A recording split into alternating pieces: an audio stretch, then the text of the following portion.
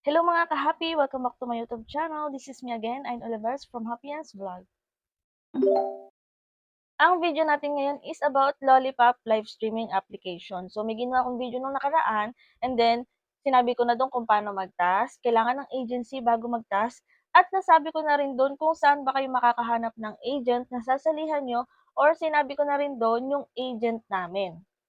So, kung napanood niyo po talaga yung video or inintindi niyo po yung video, sinabi ko doon na eto yung agent namin, kung gusto niyo mag-join diyan, i-search niyo po siya, puwede niyo siyang kontakin. So, sinabi ko na po sa video na yon na eto yung kanyang agent ID, so puwede mo ilagay yan dun sa yung my agency para makapag-task ka. And then puwede mo naman siyang kontakin dun puwede mo siyang kontakin dun sa Lollipop live streaming application.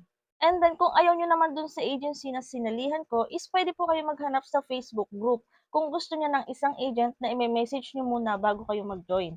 Sinabi ko 'yan sa nakaraang kong video na maghanap muna kayo ng agent sa mga Facebook group, magtingin-tingin po muna kayo ng mga nagpo-post dun. May mga nagpo-post po na agent diyan mga B. And then kung sa agent naman namin kayo gustong sumali, is binigay ko na sa iyo yung agent ID and then puwede niyo na siyang kontakin do'n. So ilalagay ko na lang ulit yun sa screen yung agent na nasalihan ko. Puwede niyo siyang kontakin diyan kung may mga katanungan kayong mga B. And then about naman sa tasking is magpa-party live tayo dito mga B. Kapag newbie ka pa lang, 5 or 7 days is 10K points po yung maki-claim natin dito. 5,000 in 1 hour and then 5,000 another 1 hour. So 2 hours po tayong magpa-party live dito at puwede rin putol-putol mga B. And then, inform ko lang kayo na kapag nag-task nga pala tayo dito kay Lollipop application is namamatay yung screen. So depende yan sa settings niyo. Kung sa settings niyo is 5 minutes lang yung inactivity ng inyong screen, eh di after 5 minutes magko-close po yung screen niyo or mag-o-off. And then i-touch niyo lang ulit yung screen ng cellphone niyo at naka-live pa rin naman kayo dun, makikita niyo pa rin na nagta-tasking pa rin kayo.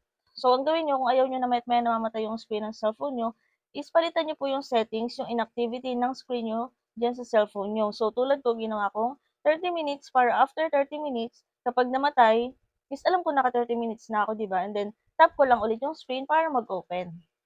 Hindi naman kayo mag-e-end live dun mga B, mamamatay lang yung screen. Nandun ka pa rin, ang pinagkaiba lang is hindi mo makikita yung sarili mo dun sa cellphone mo. And then after 7 days, may mga nagtatanong din ano na daw ba yung task after 7 days.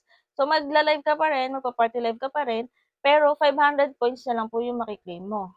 Pero sa iba is 100 points tulad sa'kin, hindi ko alam kung bakit. Siguro dahil meron akong task na hindi natapos yung newbie task ko kasi mga B, nagkaroon ako ng isang violation. So, nagkaroon ako ng violation nung second day ko kasi saglit na saglit lang talaga, nag-charge lang ako, lumingon lang ako saglit is nagkaroon na ng violation 23 hours. So, kung halimbawa 5:00 ng hapon kayo ngayon na violation or na-ban, kinabukasan pa ulit kayo ng 5:00 ng hapon ulit makakapag-task.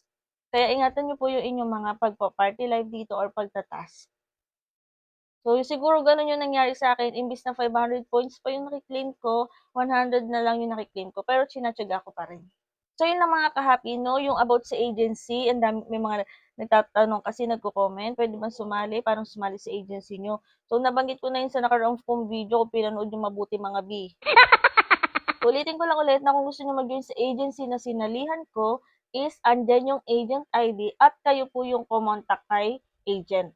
Kasi nga mga B, wala akong contact sa kanya, kinuha ko lang yung agent ID niya para makapagsimula ako ng tasking. Kasi importante sa'kin is makapag-start ako ng task that time. Masasayang kasi yung tatakbong araw. So, naging okey naman yung tasking ko and then ayun, hindi ko na siya inabala. Pero kung gusto niyong magpa-guide pa mga B, puwede niyo naman siyang i-message kasi agent natin siya, eh. Siyempre iga-guide talaga tayo, basta magtanong lang kayo. Kasi paano kayo magga-guide kung hindi kayo magtatanong, 'di ba? Yun yung problema dun sa iba, ayaw magtanong, hindi man lang nagtatanong pero iisipin nila na hindi sila gina-guide nung agent. O so malay ba ng mga agent kung alam niyo na pala yung gagawin niyo dito kasi hindi naman kayo nagtatanong, eh. So iisipin nung agent na alam niyo na yung gagawin niyo dito.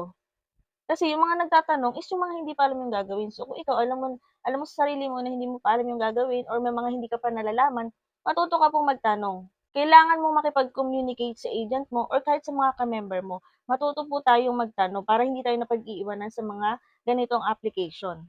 Kahit saang application kayo mapunta mga B, okay? Kapag mayroon kayong part na nalilito, matuto po kayong magtanong.